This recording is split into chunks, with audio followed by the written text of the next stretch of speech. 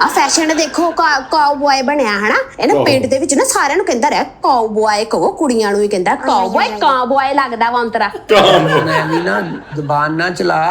ਬਸ ਹੁਣ ਤੂੰ ਤਿਆਰੀ ਕਰ ਤੇ ਚੱਲੀਏ ਅਮਰੀਕਾ ਦੇ ਵਿੱਚ ਏਦਾਂ ਗੱਲਾਂ ਕਰੇਂਗੀ ਤੇ ਮੈਂ ਮੁੰਦਰੀ ਲਾ ਕੇ ਸੁੱਟ ਦੇਣੀ ਉਹ ਪਰੇ वो कह रहा मैं रिंग फेंक दूंगा ਆਹੇ ਮੁੰਦਰੀ ਪਵਾਈ ਕਿੰਨੇ ਆ ਇਹ ਜੀ ਨੇ ਕੀਤਾ ਸਾਡਾ ਤੈਨੂੰ ਦੇਖ ਕੇ ਮੁੰਦਰੀ ਪਵਾਉਣ ਨੂੰ मुंदरी ला के सुट रहे हैं ਸਾਰੇ ਇਹਦੀ ਅੰਮੀ ਦਾ ਫੋਨ ਆਇਆ ਸੀ ਵੀ ਇੱਥੋਂ ਮੁੰਦਰੀ ਲੈ ਕੇ ਪਾ ਲਾ ਕੁੜੀ ਦੀ ਅੰਗੇਜ ਹੋ ਗਈ ਤੇਰੇ ਨਾਲ अच्छा खुद ही खरीद के खुद ही पहन लो ਉਹ ਮੈਂ ਆਪ ਹੀ ਨਾ ਫਿਰ ਉਹ ਲਾ ਕੇ ਨਾ ਤੇ ਮੈਂ ਇਹਦਾ ਇਮੇਜਿਨ ਕਰਕੇ ਮੈਂ ਉਹ ਫਿਰ ਉਹ ਹਾਰਡ ਫਿੰਗਰ ਜਿਹੜੀ ਹੁੰਦੀ ਆ जी जी हार्ड फिंगर जी जी ਉਹ ਜਿਹੜੀ ਉਹ ਫਿਰ ਮੈਂ ਪਾ ਲਈ ਮੈਂ ਹੁਣ ਮੰਗਣੀ ਹੋਈ ਇਹਦੇ ਨਾਲ ਮੇਰੀ ਅੰਮੀ ਨੂੰ ਪਤਾ ਸੀ ਨਾ ਦੇਖ ਲਿਆ ਤੇ ਮੈਂ ਲਾਣਾ ਨਹੀਂ ਪਾਣੀ ਅਕਲਕਾਰ नहीं नहीं आप ऐसे नहीं ਸਮਝਦਾ ਨਾ ਹਰੂਨ ਸਾਹਿਬ ਕਹਿੰਦੇ ਆ ਨਾ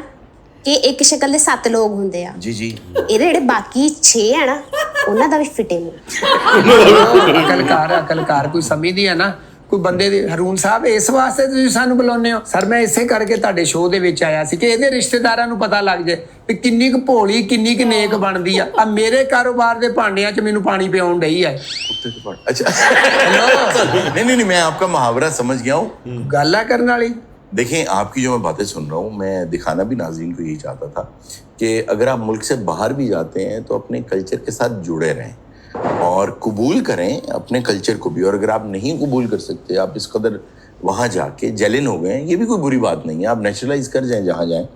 तो फिर अगर आप दोनों एक दूसरे के साथ कॉम्प्रोमाइज़ के साथ या adjustments is a better word अगर आप उसके साथ नहीं चल सकते आपको पता है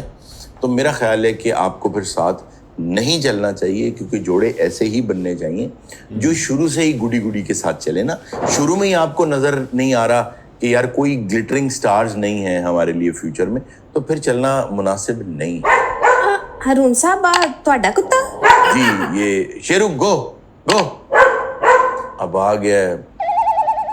ਤਾਂ ਨਹੀਂ ਨਹਾਉਣਾ ਇਹਨੇ